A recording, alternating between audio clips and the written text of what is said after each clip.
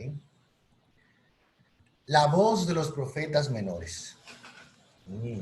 Título que debería llenarnos de expectación. ¿Qué es lo que Dios quiere hablarnos a nosotros a través del libro de los 12? ¿Recuerdan? Los 12 profetas menores. Como Él nos habla a nosotros a través de la manera que le habló al pueblo de Israel durante el tiempo de estos profetas. El libro del profeta Amós, muchas veces, pienso yo, de los que hemos estudiado, es uno de los más subestimados de todos los profetas menores. Es un libro ricamente lleno de la palabra de Dios, hermoso, un mensaje poderoso a nuestros corazones, confrontativo, y que nosotros debiéramos ponerle mucha atención. Así que quisiera que juntos pudiéramos leer el versículo clave de nuestro estudio, ¿ok? 1, 2 y 3. Y les envió profetas para que se volviesen a Jehová, los cuales les amonestaron, mas ellos no los escucharon. Este sigue siendo el mismo tema en el libro de Amós. Este sigue siendo la misma consideración en el pueblo que vimos en los otros dos profetas, como Oseas y Joel, y como vimos y como podemos ver en el libro de los Reyes y las Crónicas, cómo este pueblo es de dura cerviz, terco, desde su fundación en el desierto. Y cómo después que ha roto el pacto de Dios con ellos, que hicieron en Sinaí, una y otra vez les envió profetas, los amonestó, y aún así no los escucharon. Y fue grande su ruina. Fue grande su ruina. Así que hoy veremos cómo Dios habló a este pueblo a través del profeta Amós. Gloria a Dios. Amós, el título que le hemos puesto es La rectitud de Dios. Porque es un libro que nos muestra a Dios de una manera muy especial. Un Dios recto, un Dios justo, un Dios santo, un Dios duro, muy duro.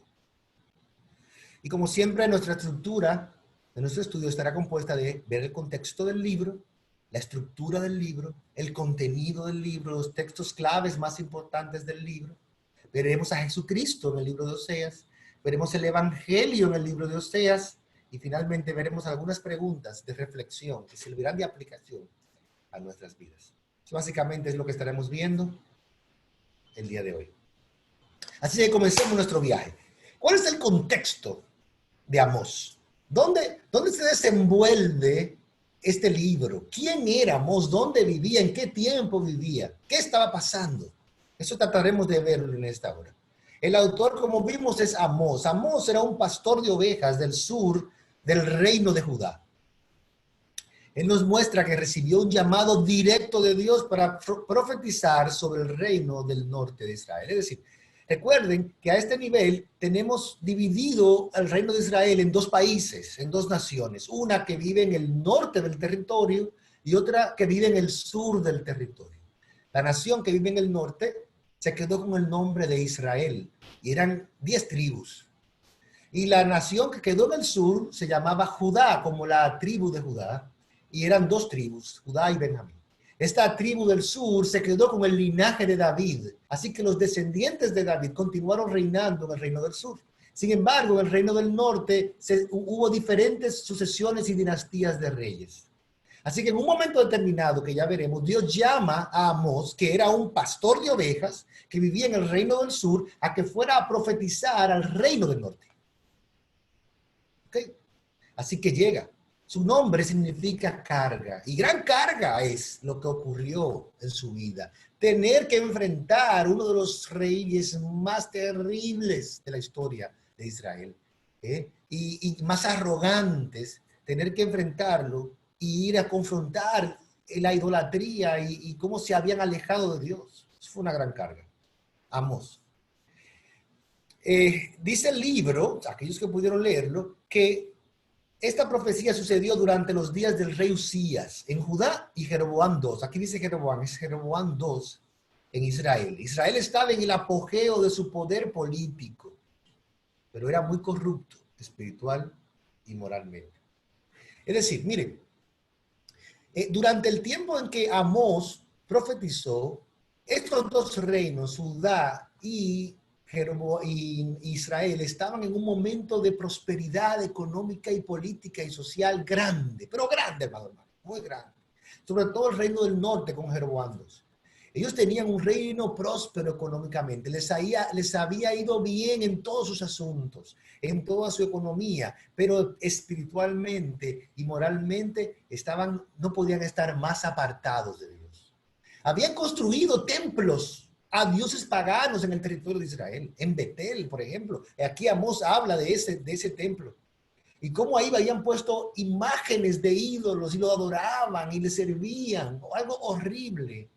Así que Dios envía a Amós, a este pueblo, en ese momento preciso, a hablar de la palabra de Dios. Pero imagínense, en ese momento en el que él estaba hablando la palabra de Dios, nadie le iba a decir a ellos que le iba a ir mal, hermano. Usted sabe, cuando una gente está en la cumbre de su gloria y usted va y le dice, mira, eso te va a acabar, no le va a creer. Cree que sí, la persona cree que siempre le va a ir bien en la vida. Y por eso es repetitivo a través del libro de Amós, que Dios pone énfasis en que las cosas que él dice son verdad y van a ocurrir. Y cuando él le dice a los profetas lo que va a ocurrir, ocurre. Aunque ellos no estaban esperando eso. Amén. Y entonces por eso yo he puesto que la frase que a mí más me ha impactado, miren, siempre esta diapositiva que tiene una foto en el fondo, es cuando es una frase que me ha impactado a nivel personal. Y es cuando dice, así ha dicho el Señor. Así ha dicho Jehová. La palabra que está viniendo a través de Oseas, Amós, es una palabra que viene de la boca de Dios para ellos. Nosotros tenemos que recibirla. Así ha dicho el Señor. Así ha dicho Jehová. Entre paréntesis, hermano, cuán fácil la gente ahora dice eso en las iglesias. El Señor me dijo, el Señor me dijo, el Señor me dijo. Es una frase muy fuerte. Es una frase muy pesada. Así ha dicho Jehová. Pero este profeta Amós fue enviado por Dios, se enfrentó al rey Jeroboam II, a todos ellos a decir la palabra de Dios, la amonestación. Así ha dicho el Señor. Gloria a Dios. Bueno, ahora veremos la estructura del libro de Oseas. ¿Cuál es su estructura? En primer lugar, preguntemos cómo está estructurado. Acuérdense que siempre hemos dicho que para entender un libro de la Biblia, para entender un capítulo de la Biblia, para entender un texto de la Biblia, tenemos que entender también su estructura. Es como una persona, tiene un esqueleto primero, para poder ponerle todos los demás órganos. Entonces, una manera importante para nosotros estudiar la Biblia es también aprender y ver cuál es la estructura del pensamiento del autor que hay detrás del texto que estamos leyendo. ¿Cómo lo dividió? Eso nos va a ayudar a entender mejor el propósito y el mensaje para nuestras vidas hoy. Así que veremos.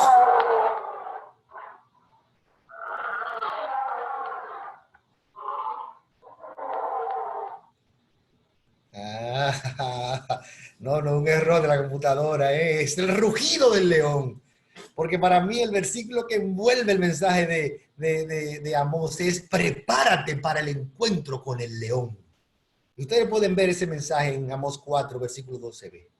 El rugido del león debería impactarnos a nosotros.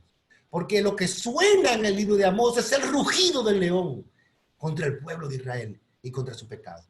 Es muy bonito ver un león en una jaula, en un zoológico, hasta que te encuentres solo con él, cara a cara, en un lugar desierto. Y esa es la imagen que Dios quiere que nos quedemos del libro de Amós. En el libro de Amós, Dios es un león rugiendo contra el pecado de Israel, atemorizándolo. Prepárate para el encuentro con el león. ¿Cuál es la estructura del libro? En primer lugar, lo podemos dividir en 4 partes principales. La primera parte, que está desde el capítulo 1, versículo 1, el capítulo 2, versículo 16, Dios habla a través del oráculo, a través de la vida de Amós, 8 juicios contra las naciones. Son 7 juicios que terminan en uno que prácticamente es el doble de los otros. Así que él va nación por nación, usa una fórmula profética que dice, por 3 cosas te acuso y una cuarta, y va haciendo esa estructura poética. Por eso que los libros proféticos son también poéticos, para impactar con el mensaje, lo que está diciendo, nación por nación. Bueno, en la segunda parte nos da las razones por el juicio. ¿Por qué Dios está enviando juicio para Israel, el reino del norte? Y claramente él él muestra no solamente las razones de lo que ellos están haciendo, sino las razones de quién es Dios y por qué él tiene que responder así. Porque Dios es así. Después veremos cómo Dios le muestra a Amós 5 visiones que servirían de impacto también para el mensaje del libro de Amós. 5 visiones que ya las veremos en detalle. Y al final, como siempre, Dios envía esperanza a su pueblo. Capítulo 9, 7, versículo, hasta el versículo 7 hasta el 9, 15. Ahí termina, dejando esperanza para el remanente, para los redimidos. Así que comencemos a ver el estudio de nuestro libro en el contenido. ¿Okay? Y la primera sección, como vimos, es 8 juicios a las naciones. Así que vamos a ver cómo Dios describe en detalle el juicio a Israel, a las naciones, una por una, dando a entender que Dios, escúcheme bien, Dios no está ajeno de las cosas que hacen las naciones. Él las ve y responde. Es importante. Miren bien. Miren lo que dice Amós capítulo 1, versículo 2. Recuerden, estamos usando la nueva traducción viviente siempre, a menos que el texto yo le ponga lo contrario por alguna razón específica, pueda usar otra versión, pero en general usaremos la nueva traducción viviente. Dice, esto es lo que vio y oyó. Amós dice, la voz del Señor rugirá desde el monte de Sión. Su voz tronará desde Jerusalén. Y los buenos pastizales de los pastores se secarán. Y la hierba del monte Carmelo se marchitará y morirá. Fíjese de manera tan poética como Amós proclama el juicio de Dios. Cómo dice que Dios vendrá rugiendo y usa durante todo el libro la imagen de un león. Ahora, pónganse a pensar, para un pastor de ovejas, que se la pasa tanto tiempo en los pastizales, que cuida sus ovejitas, ¿cuál es uno de sus mayores temores y enemigos en aquel tiempo? Bueno, era un león. Tener que enfrentarse a un león, él lo podría conocer íntimamente. Y por eso ahora Dios usa a Amós para que a través de esa experiencia él pueda transmitirle al pueblo de Israel el impacto que puede tener un Dios enojado, airado por su pecado, para destruir todas las ovejitas de Israel. O los cabritos. Así que esto es lo que vio y oyó. La voz del Señor rugirá desde el monte de Sión. Su voz tronará desde Jerusalén. Así como oímos ese sonido ahorita, así es la imagen que Dios quería a través del profeta Amós, el pueblo quiere. Ahora, miren esta imagen. Tenemos la humanidad, está en las manos de Dios. ¿Ok? Es el mundo. Y dentro de esa humanidad tenemos un área específica. Es donde se desarrollan los eventos del Antiguo Testamento y del Nuevo Testamento.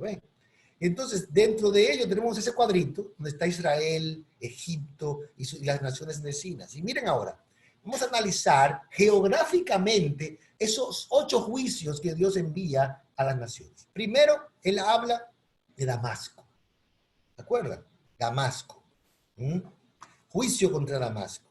Después, ¿a quién menciona? Tiro. A Gaza. Después. A Gaza. Exacto, Gaza, Tiro, Edom. Ahí están. Amón. Y después Moab. Y después Judá. Ahora, miren bien esta imagen. ¿Ok? De este juicio de Dios. Él va en ese orden y miren esta ilustración. Miren, es como si fuera haciendo círculos concéntricos. Es decir, el juicio va viniendo desde afuera geográficamente, desde lo más lejos, Damasco y Gaza, después Tiro y Edom, después Amón, Moab, después Judá y termina ¿en dónde? En Israel. Y en Israel envía un juicio el doble de terrible. Y ahí empieza a enfocarse con el envío de este juicio a través de Amós a Israel. Y ahí viene y nos muestra algo. Y a través de esta primera ilustración que estamos viendo de los juicios de Dios en esas 8 naciones, Dios le pone un tono al libro. ¿Saben cuál es? El tono es el siguiente.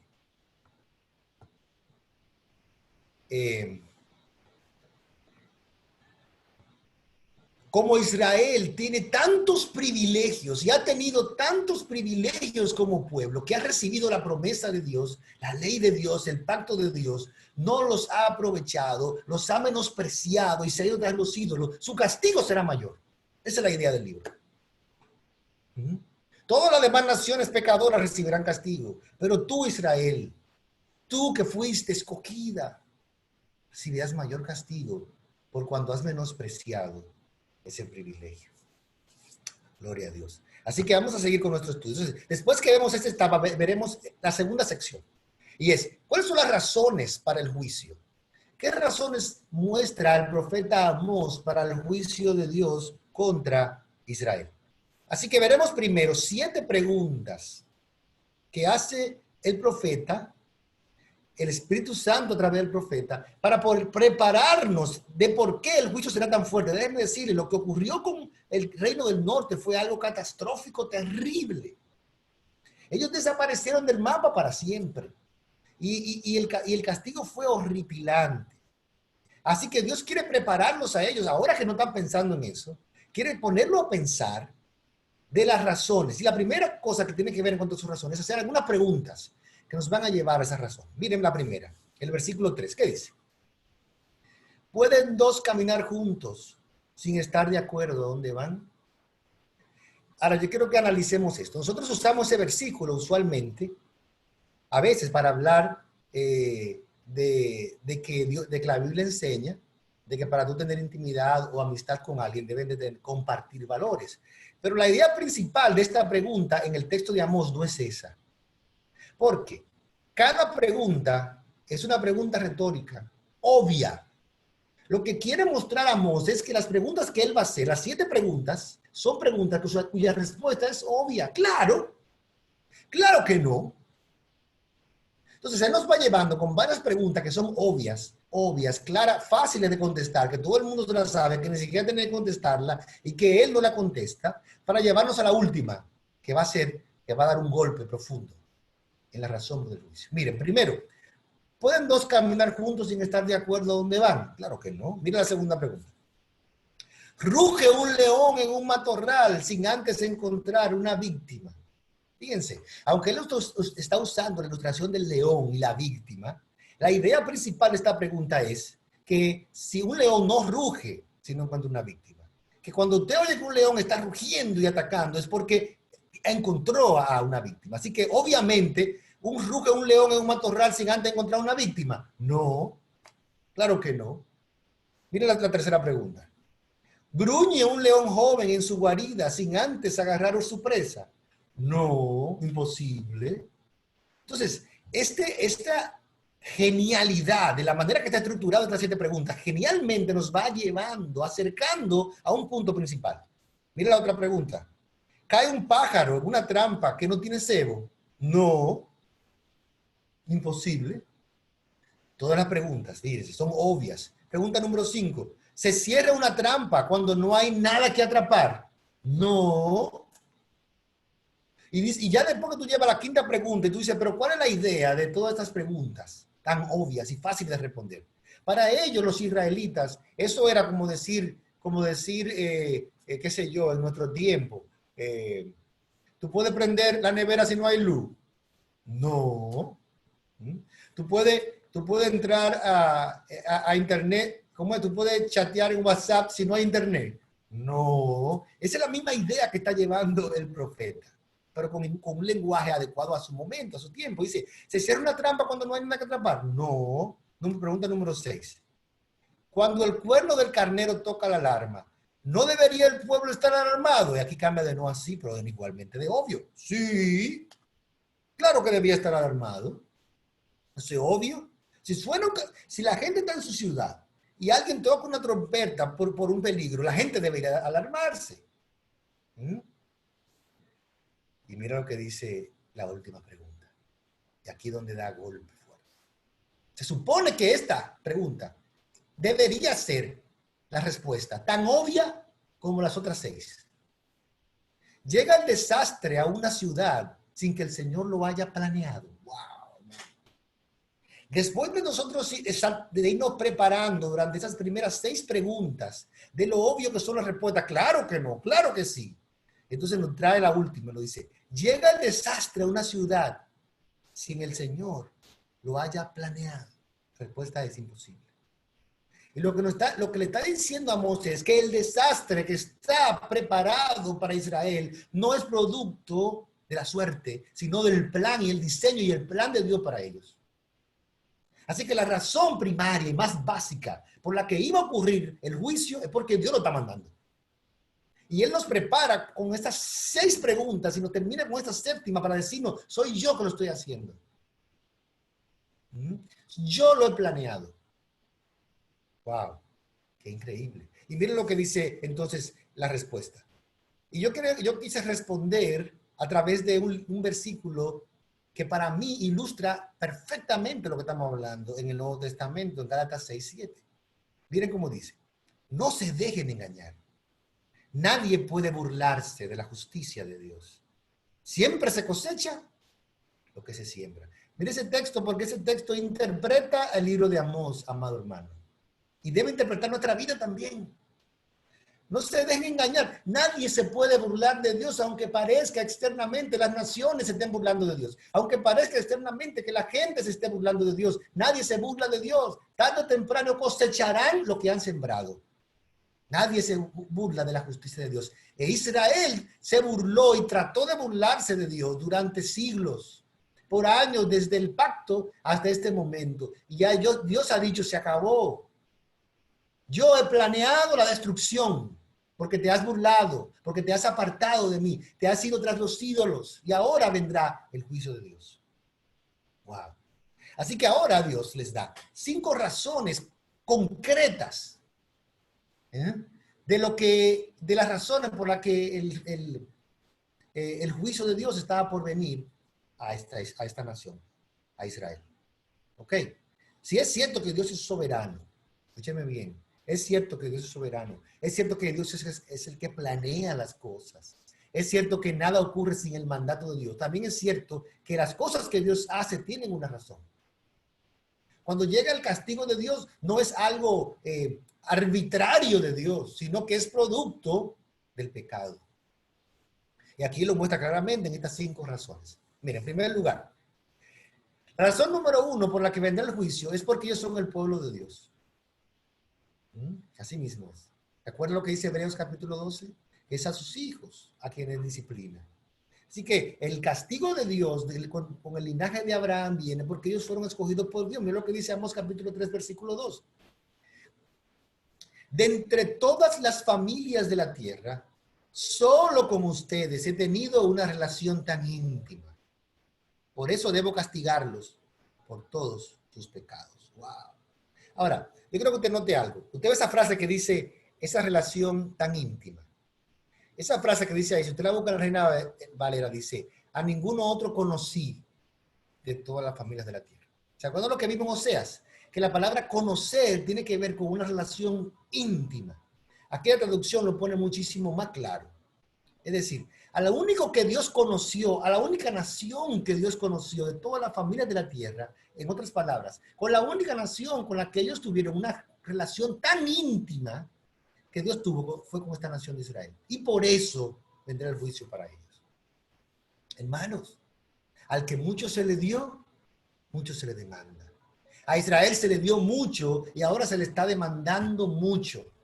Riquezas espirituales, la ley, milagros, profetas, ¿sí? Y ellos lo menospreciaron. Aquí dice, por eso debo castigarlo. Razón número 2. Explotan al vulnerable. Miren, hermano, escúcheme bien lo que le voy a decir. Dios siempre está del lado del débil y vulnerable. Dios nunca está del lado del poderoso y abusivo. Y en este lugar Él está diciendo, escúchenme ustedes, vacas gordas que viven en Samaria. Miren cómo le dice. Ustedes, mujeres que oprimen al pobre y aplastan al necesitado y que les gritan siempre a sus esposos, tráiganos otra bebida. Yo le voy a decir cuál es la imagen que está tratando de decir el profeta. Y está diciendo, Primero, mire cómo le dice a las mujeres. Usted quiere ver un insulto más grande que se le puede decir a una mujer que vaca gorda, que vive en Samaria. ¿Eh? Pero miren por qué de esta manera las trata. Porque oprimen al pobre y aplastan al necesitado. Pero déjeme decirle algo. Si usted sabe de historia, sabe que las mujeres en aquel tiempo no eran dueñas de los lugares de los esclavos, ni los oprimían. Entonces, ¿por qué dice aquí que las mujeres estaban oprimiendo al pobre y al necesitado? Le voy a decir por qué. Y lo dice la segunda parte. Les gritan siempre a sus esposos, tráiganos otra bebida. La presión que le hacían las mujeres a sus esposos por cosas materiales y por dinero, porque estaban viviendo en un tiempo de mucha opulencia económica. Pero esa presión que le ponían a sus esposos, cómprame, cómprame, dame, dame, hacía que sus esposos tuvieran que abusar de sus esclavos y empleados para poder producir más y satisfacer a estas mujeres que solo querían cosas materiales. Esa es la idea que está diciendo. Así que Dios está mirando no solamente a los esposos que están oprimiendo directamente al pobre y al necesitado, pero las mujeres que están detrás en la casa, presionando a su marido por lo material, por la vanidad de este mundo, y les llama vacas gordas que viven en Samaria. Esa es la razón número 2 del juicio. Increíble, hermano. Yo sé que gracias al Señor en estos siglos ya esas cosas no pasan. Razón número 3. Razón número... Ok, 1, 2, razón número 3. Dice 2, pero es 3. Son hipócritas, dice. Miren bien, la hipocresía es abominación para el Señor. ¿Eh? ¿Cuál fue la acusación que Dios le dio como profeta? Porque Jesús era un profeta a los fariseos. Dice, hipócritas, sepulcros blanqueados. Pero esta mismo es lo que le estaba diciendo Amós al pueblo. Le dice, presentan su pan hecho con levadura como una ofrenda de gratitud. Luego entreguen sus ofrendas voluntarias para poder jactarse de ello en todas partes. Este tipo de cosas que a ustedes israelitas les encanta hacer, dice el Señor soberano. Lo que está diciendo es que ellos tenían una apariencia externa de religiosidad, que le gustaba aparentar y hacer las cosas como los fariseos, dar el diezmo del comino, a levantar las manos, pero pudriéndose por dentro, sepulcros blanqueados. Esa es otra razón. Miren la número 4, que es realmente, no la 3. Porque Dios es soberano. Dios es soberano. El Señor es quien formó las montañas, agita los vientos y da a conocer sus pensamientos a la humanidad. Él convierte la luz del amanecer en oscuridad y marcha sobre las alturas de la tierra. El Señor, Dios de los ejércitos celestiales, es su nombre, Amós 4:13. El Señor gobierna, hermano. A mucha gente se pregunta ahora, incluso yo dije la otra vez que hay cristianos que dicen que si Dios tiene que ver con lo que estamos pasando ahora. ¿Cómo que si Dios tiene que ver? Si Dios formó las montañas, si Él pone los pensamientos en la gente, si Él, mire, dice, Él convierte la luz en amanecer, el amanecer en oscuridad y marcha sobre las alturas de la tierra. Él es soberano. Miren, número 4, porque no se arrepiente. ¿Se acuerdan el versículo clave que estamos viendo? Miren, dice, destruí algunas de sus ciudades, así como destruí Sodoma y Gomorra, dice Amós capítulo 4, versículo 11. Ustedes que sobrevivieron parecían tizones recastados del pueblo, pero aún así no se volvieron a mí, dice el Señor. Ya el Señor está diciendo que Él ha traído catástrofe y castigo a Israel con anterioridad, y aún así no se arrepentían. Mire, hermanos, esto es fuerte y grave. Cuando viene la disciplina de Dios y nosotros nos pasa por encima, como que nada ha pasado, como que Dios no está en control de eso, como que si Dios no estuviera tratando con nuestro propio corazón y nuestra idolatría, lo que vendrá después es muchísimo peor. Y lo que está diciendo el Señor a través de Amós es, miren, ustedes no me han hecho caso ni con los profetas, ni siquiera con las calamidades que le he enviado. Y ese capítulo describe, no una, pero muchas calamidades, y como quiera no se arrepienten. Como quiera no se arrepienten. Viven alejados de Dios. La falta de arrepentimiento, el corazón endurecido, hermanos, es terrible y trae juicio y condenación. Por eso que yo digo, si hay algún pecado en tu vida, algún ídolo que te está destruyendo, hermano, tráncate donde tú quieras. Ustedes no siguieron la película de Cuarto de Guerra, donde la señora se trancaba Tránquese ahí, no salga de esa habitación hasta que Dios no le conceda el arrepentimiento, hermano. No hay una cosa más peligrosa en la vida de una persona que caminar por la calle no arrepentido. Busquemos el arrepentimiento. Número 5, miren esto, se satisfacen en su prosperidad. Amós capítulo 6, versículo 8, miren lo que dice. Dice, el Señor soberano ha jurado por su propio nombre. Y esto es lo que dice el Señor, Dios de los ejércitos celestiales. Desprecio la arrogancia de Israel y odio sus fortalezas. Entregaré esta ciudad a sus enemigos junto con todo lo que hay en ella. Hermano, ponga el énfasis ahí. Desprecio la arrogancia de Israel y odio sus fortalezas. Cuando nosotros nos levantamos en arrogancia y autosuficiencia y autoconfianza por encima, Dios nos mira de lejos. Nos abandona nuestra suerte, nuestra arrogancia. Y aquí dice que seremos entregados a la destrucción. Israel estaba en su apogeo económico con el rey Jeroboam II. Mucha prosperidad, mucho dinero, muchos negocios por todos lados, lujo, las mujeres, los hombres, fiestas, banquetes. Dios dice, aborrezco su arrogancia porque se satisfacen en su propia prosperidad. Ah, qué bien me ha ido. Dios sí me ama. Acuérdense que en la teología israelita, si te va bien en la vida, Dios te ama. Si te va mal en la vida, entonces Dios no te ama. Así que ellos estaban creyendo que porque les iba bien económicamente, Dios está con ellos. Miren, Dios está con nosotros. Pero Dios está diciendo ahí que los desprecio en su arrogancia. Que a una persona le vaya mal en la vida económicamente no quiere decir que no tenga el favor de Dios. Y que a una persona le vaya bien económicamente en esta vida no quiere decir que tenga el favor de Dios. Es lo que está diciendo. Y en medio de todo eso, aún así, Dios es lento para la ira y grande en misericordia. Por eso hace un llamado a Israel al arrepentimiento. Hay un juicio, hermanos, inminente para ellos. Sin embargo, en medio de todo eso, se hace un llamado al arrepentimiento. Un grito al arrepentimiento. En Amós capítulo 5, versículos 4 y 5 dice, ahora bien, esto es lo que el Señor dice a la familia de Israel. Es decir, después de que hemos hablado algunas cosas del juicio, yo quiero que ustedes sepan en el fondo cuál es el mensaje de Dios. Vuelvan a buscarme y vivan. Ese es el mensaje. No adoren en los altares paganos de Betel. No vayan a los altares en Gilgal ni en Beerseba, pues el pueblo de Gilgal está arrastrado al destierro y el pueblo de Betel será reducido a nada. Lo que está diciendo es, dejen los ídolos. Dejen los ídolos. Ahí había unos templos que había construido Jeroboam y ellos lo adoraban, lo veneraban. Ahora dice, déjenlo, vuélvanse a mí, vuélvanse al Dios verdadero, porque todo eso será destruido. No adoren a los ídolos. Hagan lo bueno, huyan del mal para que vivan. Entonces el Señor, Dios de los ejércitos celestiales, será su ayudador. Así como ustedes han dicho. Entonces, Él será su ayudador. Así que el llamado de Dios a través del profeta Amós es al arrepentimiento y al volverse a Dios de corazón, para que esa perspectiva de juicio pudiera cambiar. Hagan lo bueno y huyan del mal para que vivan. Ahora, yo creo que noten algo, yo creo que lo voy a decir un poco más adelante, pero no quiero dejar de notarlo. Miren, dice aquí, vuelvan a buscarme. En la Reina Valera dice, buscadme y viviréis. Y aquí en el versículo 14 dice, hagan lo bueno, pero en la Reina Valera dice, buscad lo bueno.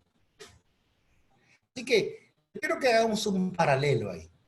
Buscar a Dios es sinónimo en el corazón de Amós de buscar bueno. ¿Saben lo que significa eso? Que no podemos decir, yo busco a Dios si yo estoy oprimiendo al pobre y estoy arrogante en mi corazón.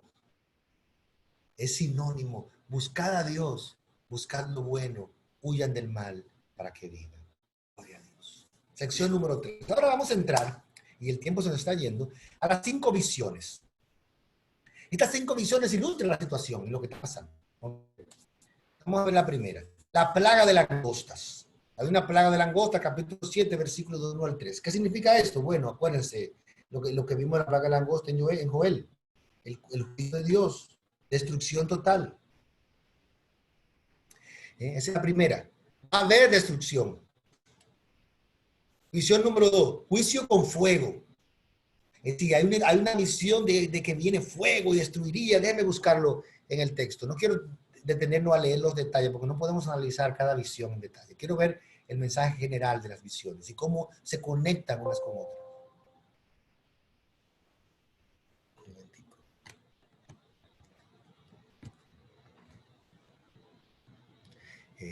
Juicio con fuego. Después, la plomada. Ay, la plomada. La plomada, y aquí yo quiero sí ponerme un poquito. Después que él habla del juicio que vendría, pero el primer juicio de langosta, él se arrepiente y dice, no, no va a ocurrir. Después el juicio con fuego se arrepiente, dice, no, no va a ocurrir. Y de repente entonces viene la plomada. Y con la plomada entonces dice, miren, yo voy a medir Israel. Ustedes se acuerdan, o no sé si se trae a la memoria, cuando en la parábola Jesús dice, aquel hombre que tenía una vid y que la iba a cortar, una higuera, y entonces dice, no, dale un chance a ver si da fruto después. Esa es la ilustración que está dando a través de estas visiones Amós. Primero viene un juicio de langostas y Dios dice que no. Después viene el fuego y dice que no. Y ahora con la plomada, entonces dice, vamos a medir. La plomada era un instrumento, que es un instrumento que se usa en construcción para medir si hay una pared que está recta. ¿Ok? Así que en este caso, lo que Dios está diciendo, yo voy a medir a ver si hay recta. En eso viene un evento que ocurre en el libro, y es que el sacerdote de Amasías del templo de Betel confronta al profeta Amós, lo confronta y le dice, vete para tu pueblo a profetizar. Vete para Judá, vive allá, no venga para acá a molestarnos, porque él ve que esa profecía está calando en el corazón y tiene miedo de que se acabe el culto de los ídolos y se acabe su medio de vida. Así que él lo confronta y lo hace irse, pero Dios está con Amós. Y finalmente, perdón, y número 4, tiene la visión de las frutas maduras. Y finalmente, hay una visión de la destrucción del templo de Betel. Se ve ya que va a ser destruido para siempre. Ese templo que fue construido allí. Entonces, vamos a ver la sección número 4. La última es esperanza. Dios nos trae esperanza. En medio de todo este juicio, hermanos, yo sé que quisiéramos entrar en más detalle, pero veo el tiempo. En medio de todo este juicio y toda esta perspectiva difícil en el libro de Amós, vemos también la esperanza que Dios trae en su palabra. Y esta parte es mi favorita. Es más, yo creo que todo el libro de Amós nos está llevando a esta parte, a la sección número 4. Y miren dónde está uno de los versículos favoritos míos de Amós. Y aquí lo vamos a leer en la Nueva Biblia de las Américas. Dice, en aquel día levantaré el tabernáculo caído de David. Repararé sus brechas, levantaré sus ruinas y los reedificaré como el tiempo pasado. Es una esperanza, hermano. ¿De qué está hablando ahí? ¿Por qué Dios trae ese texto? ¿Por qué Dios trae esta palabra a Israel en medio de esta dificultad? Él está diciendo, mire, le está hablando a los israelitas acerca de David, que es el reino del sur. Aunque durante David los reinos estaban unidos, estaban divididos, pero miren dónde los lleva, miren.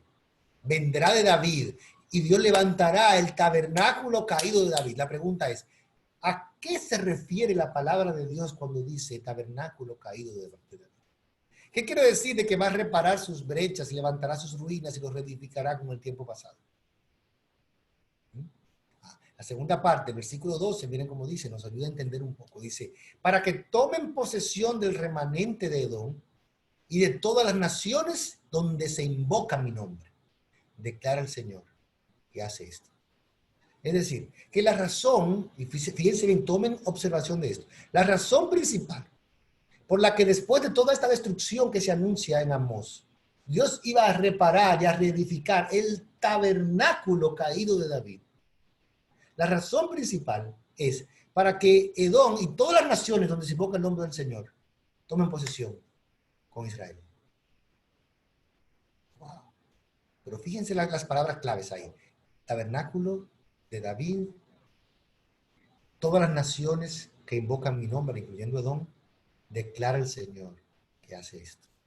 Toma ese versículo y sigamos adelante. Esperanza, dice, después de esto volveré y reedificaré el tabernáculo caído.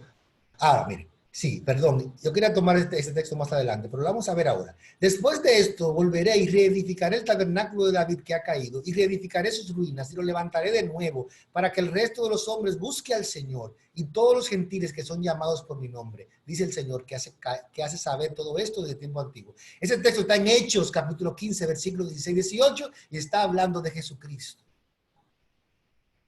Está hablando de la salvación.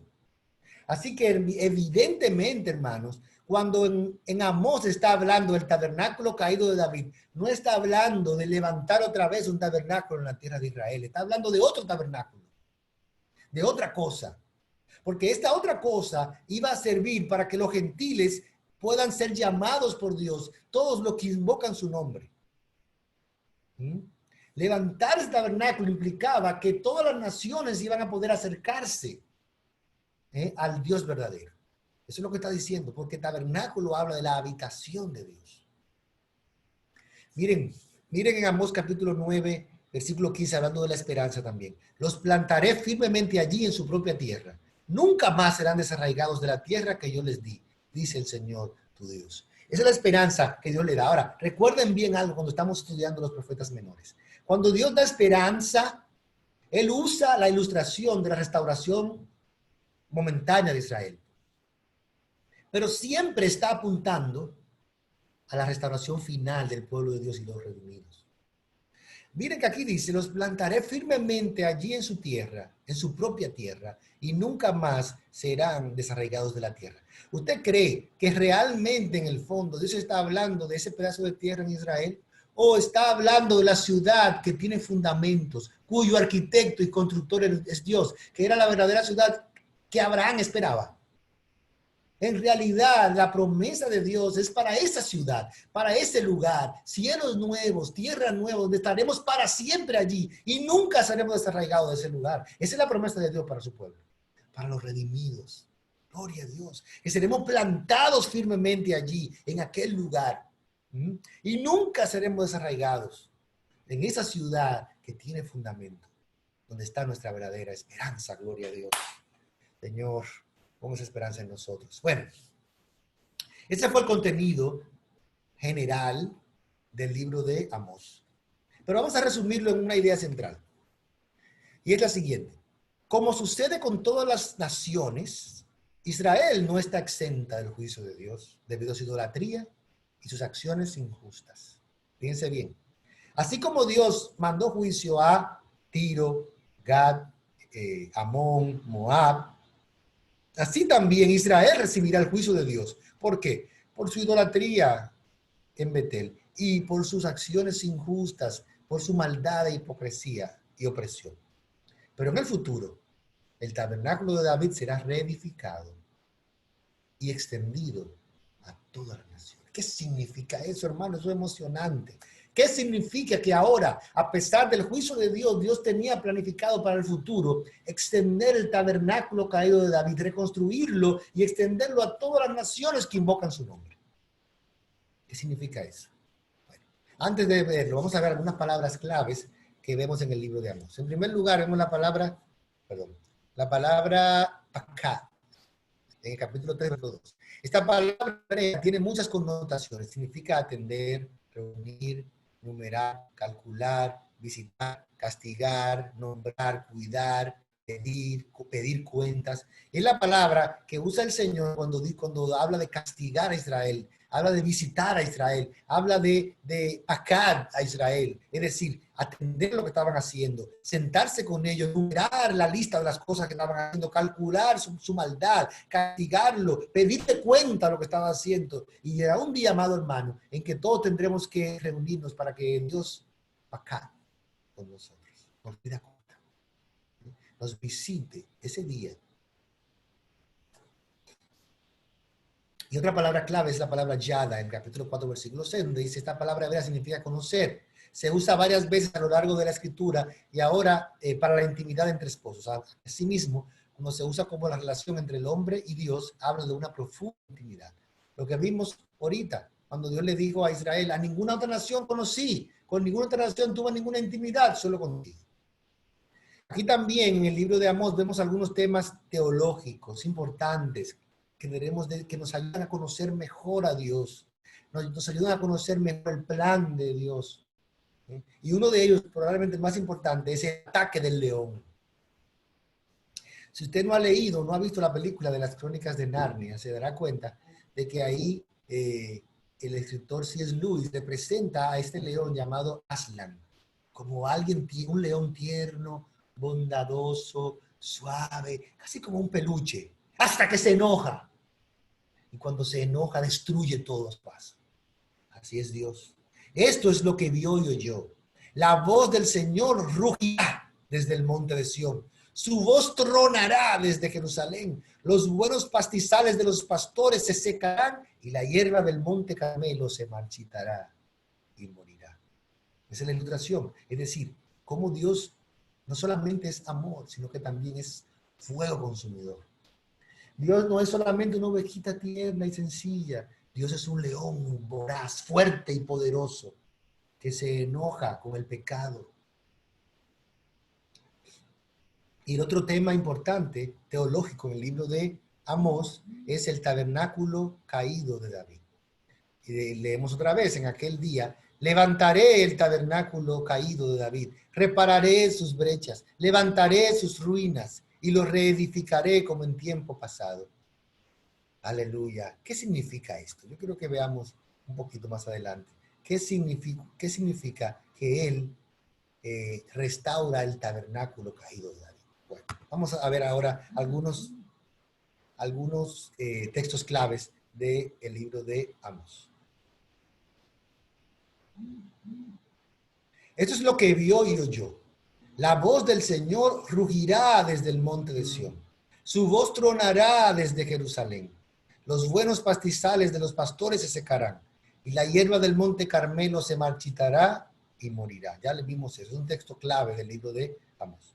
Esto es lo que dice el Señor. Los habitantes de Israel han pecado una y otra vez y no permitiré que queden sin castigo. Venden por dinero a la gente honrada y a los pobres por un par de sandalias. Miren qué texto más impactante que ilustra mejor lo que estamos hablando. Dice, ellos han pecado una y otra vez, no paran de pecar, por más que yo los castigo. Yo no los voy a dejar sin castigo a ellos. Ellos no van a quedar sin consecuencia, porque Dios es justo. Miren este próximo texto. De hecho, dice, el Señor soberano nunca hace nada sin antes revelar sus planes a sus siervos, los profetas. El león ha rugido, así que ¿quién no tiene miedo? El Señor soberano ha hablado, así que ¿quién puede negarse a proclamar su mensaje?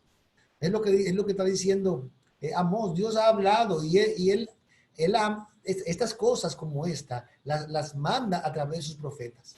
Esto no quiere decir que Dios, todas las cosas que van a ocurrir tienen que decírselo a los profetas, a algún profeta en algún tiempo, porque alguien preguntó algo en la anterioridad. No, básicamente, cuando aquí habla de que no hace nada de sus planes sin revelar a sus profetas, lo que se refiere es al plan de redención. Es decir, lo que iba a ocurrir con el pueblo de Israel, lo que iba a ocurrir con el Mesías y cómo el Mesías traería salvación a todas las naciones. A eso que se refiere con los planes, pero no con cada cosa que ocurre en el mundo. Dios no tiene la obligación de anunciarle a nadie lo que va a hacer. ¿Ok?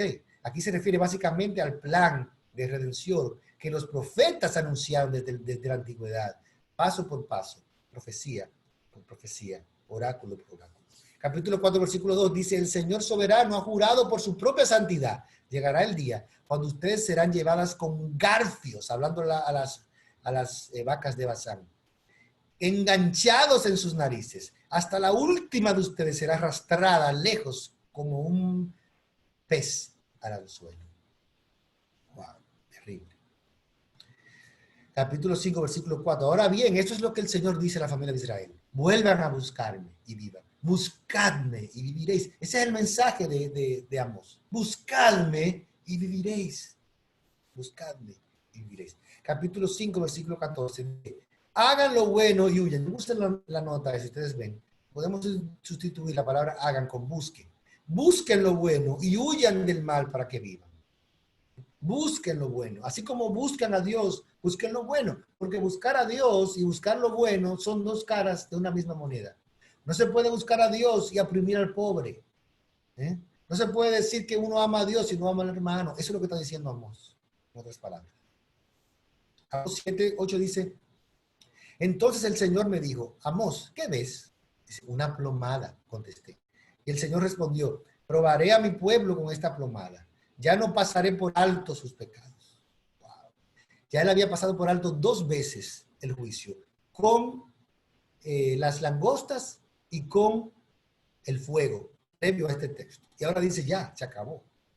Yo he pasado por alto muchas veces los pecados de Israel, pero eso se acabó. Llegará el día en donde serán llevados cautivos y serán destruidos. Probaré a mi pueblo, y si no son hallados justos, serán destruidos. Wow. Ciertamente se acerca la hora, dice Amós capítulo 8, versículos 11 y 12. Dice el Señor soberano, cuando enviaré hambre a la tierra. Y miren qué hermoso este texto. Enviaré hambre a la tierra. No será hambre de pan ni sed de agua, sino hambre de oír las palabras del Señor. La gente deambulará de mar a mar y vagará de frontera a frontera en busca de la palabra del Señor, pero no la encontrarán. Ahora, suena muy bonito que habrá hambre de la palabra de Dios. Pero si usted mira más detenidamente qué es lo que este texto está diciendo, es que Dios está castigando a Israel con un nuevo castigo. Fíjense bien. Él lo ha castigado con las cosechas, se los va a llevar cautivos, los va a destruir. Pero todavía falta algo que el Señor les va a quitar al pueblo de Israel y que es todavía más terrible, y es la palabra de Dios. No la encontrarán. Hasta ese punto Dios está enviando profetas. Dios está enviando su palabra a través de los profetas. Pero llegará el día, lo que dice el Señor, y que eso ya no será más. Ya no tendrán más la palabra de Dios. Ya no recibirán más el mensaje de Dios. Y estarán hambrientos, lo buscarán, deambularán y estarán desamparados. Y ese castigo, amado hermano, es mucho más terrible que todos los demás. No será hambre de pan ni sed de agua, sino de oír la palabra del Señor. La buscarán, pero no la encontrarán. Qué increíble. En el capítulo 9, versículo 11, dicen, aquel día levantaré una vez más el tabernáculo caído de David, repararé sus brechas, levantaré sus ruinas y lo reedificaré como el tiempo pasado. Bueno, y aquí vemos a Jesucristo. ¿Ok? Miren lo que dice capítulo 5, versículo 39 del Evangelio de Juan. Dice, ustedes estudian las Escrituras a fondo porque piensan que ellas les dan vida eterna, pero las Escrituras me señalan a mí. Así lo que vamos a ver ahora es cómo Amós, en su punto más alto, está apuntando a Cristo. Cuando dice, Jesús es profetizado como el tabernáculo de Dios con los hombres. ¿Quién es el tabernáculo caído de David? Jesucristo. Es Jesucristo. Lo que está diciendo Amós es, llegará el día en donde Dios va a restaurar el tabernáculo caído de David para que la gente de todas las naciones invoquen el nombre del Señor y puedan habitar en la casa del Señor. Jesucristo es ese tabernáculo caído de David. Gloria a Dios. Miren cómo lo dice aquí. En Hechos capítulo 15, versículo 15 y 17, cuando leímos,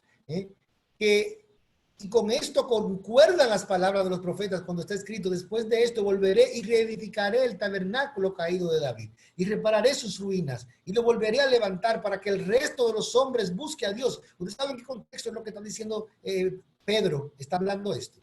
Cuando él está explicando que los gentiles también pueden ser parte de la salvación.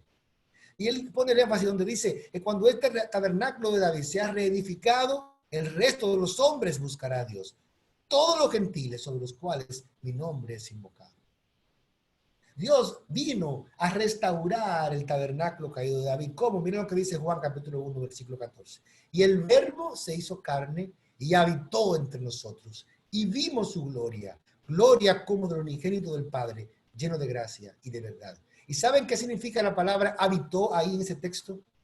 Es la palabra tabernaculizó. Esa es la palabra real que está en el original griego. Así que lo que está diciendo ahí, que el verbo se hizo carne y tabernaculizó entre nosotros.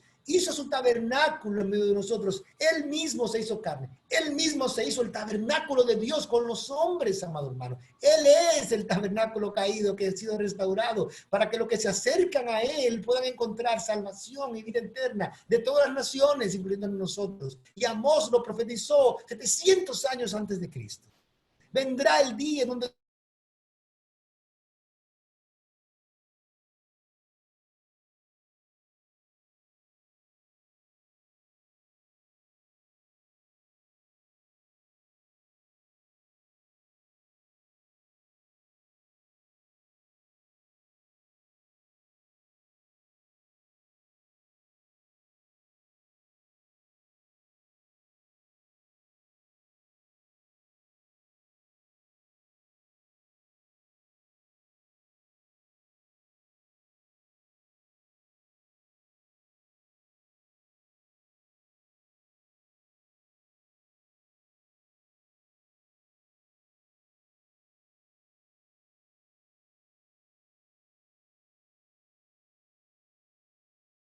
disculpen, se desconectó, ¿verdad? Ok. Vuelvo a compartirlo. Se quedó un poco después de tabernaculizó. Ok. Ok. Entonces, seguimos. Gracias. Entonces, ahí sí. Decíamos que Apocalipsis capítulo 21, ¿verdad?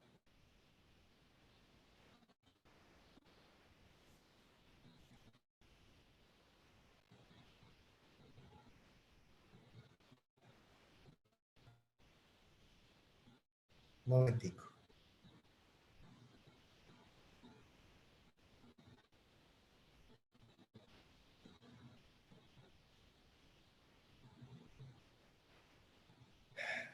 Entonces, Jesucristo es el cumplimiento de esa promesa. Es Jesucristo. Este que dice en Apocalipsis 21:3, dice, entonces oí una gran voz que decía desde el trono, el tabernáculo de Dios está entre los hombres, y Él habitará entre ellos, y ellos serán su pueblo, y Dios mismo estará entre ellos. Así que aquí está hablando de Cristo en medio de nosotros. Él es el tabernáculo de Dios con nosotros. Él es la tienda de Dios. Él fue que se hizo hombre, el verbo se hizo carne y habitó entre nosotros y vimos su gloria. Aleluya. Pero también la palabra, el tabernáculo caído de David, hace referencia a la casa de David, es decir, el linaje de David, el linaje de reyes de David. Y lo que está diciendo es que en aquel día Dios iba a restaurar, después de que se destruyera, el linaje real de David, para que se levantara un nuevo rey del linaje de David, que reinaría sobre todo.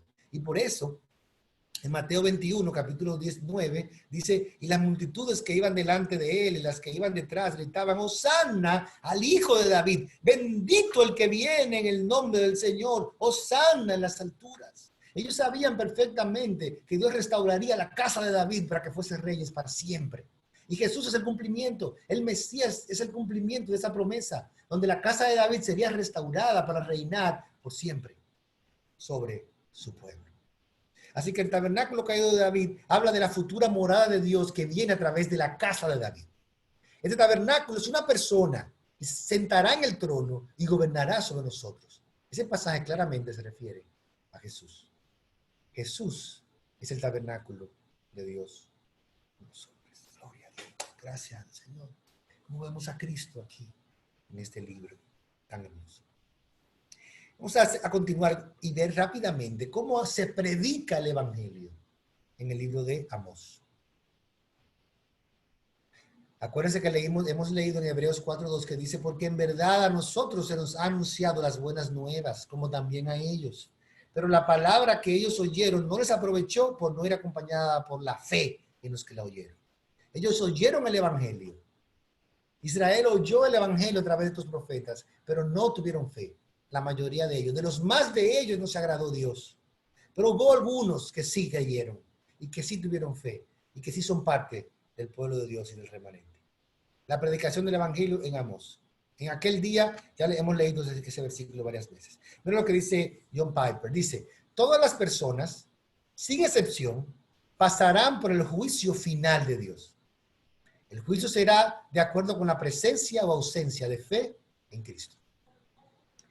El juicio final al cual apunta el libro de Amós nos lleva a que en aquel día solo aquellos que están en el tabernáculo caído de David restaurado para las naciones podrán salir bien de ese juicio.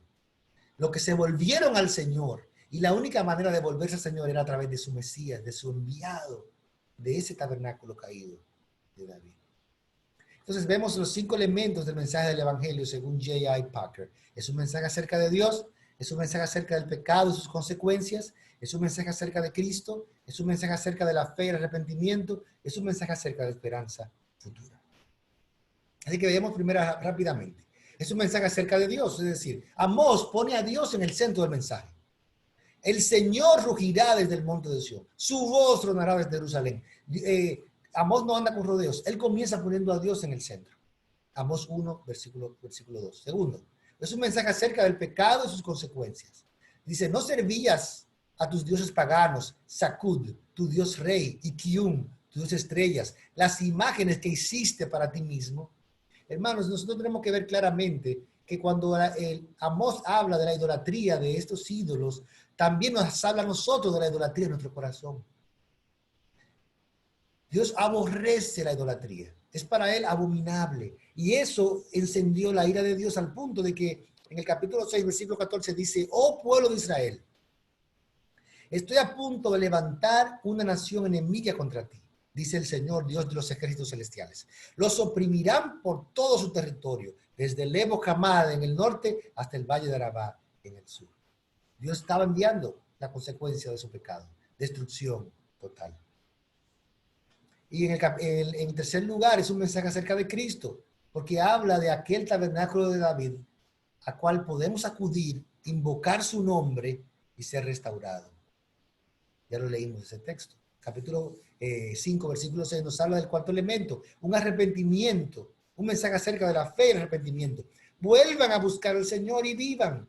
De lo contrario, Él pasará por Israel como un fuego y los devorará completamente. Sus dioses en Betel no serán capaces de apagar las llamas.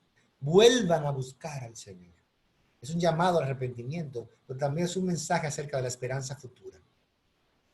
Los plantaré firmemente allí, en su propia tierra. Nunca más serán desarraigados de la tierra que yo les di, dice el Señor, su Dios, hablando del cielo nuevo y de la tierra nueva. Gloria a Dios. Ese es el Evangelio en el libro de Amós. Y ahora yo quiero terminar con algunas preguntas de aplicación, de reflexión. Habiendo visto algunos elementos de este libro, podemos preguntarnos primero, ¿cómo está la injusticia contaminando tu vida? Dios, el Señor Jesús acusó a los fariseos de las mismas cosas que Amós acusó a Israel, hipócritas, por abusar del débil. ¿Cómo estoy yo contaminando mi vida con la injusticia hacia mi prójimo? Hay tantas maneras, hermano. Yo espero que el Espíritu Santo nos esté hablando de que nosotros menospreciamos, oprimimos, abusamos de los más vulnerables. Dios ve. Dios ve. ¿Qué debo hacer para practicar el amor al prójimo y poder ser diferentes en ese sentido? ¿Qué debo hacer? ¿Qué pasos prácticos debería dar con la gente más vulnerable alrededor mía para en vez de abusar de ellos poder amarles y servirles? Número 3, en este texto de Gálatas 6:8, porque el que siembra para su propia carne, de la carne segará corrupción, pero el que siembra para el Espíritu, del Espíritu segará vida eterna. El libro de Amós nos enseña este texto. Israel iba a cosechar lo que sembró. Y nosotros, hermanos, ¿qué estamos sembrando? Número 4, ¿en qué posición estoy yo con respecto al juicio de Dios?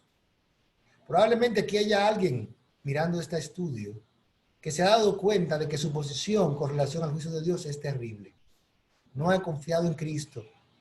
No ha invocado el nombre del Señor. Y Jesucristo, el Verbo hecho carne, que habitó entre nosotros, que es el tabernáculo de Dios con los hombres, todavía no estás refugiado bajo sus alas. Así que la pregunta es, ¿Qué debes hacer? Ven al Señor. Vuélvete al Señor, dice el profeta Amós. Vuélvete al Señor, te dice el Señor. Y número 5. Está mi esperanza puesta en el futuro glorioso, en la presencia del Señor. ¿Dónde está puesta tu esperanza? ¿Dónde está puesta nuestra esperanza?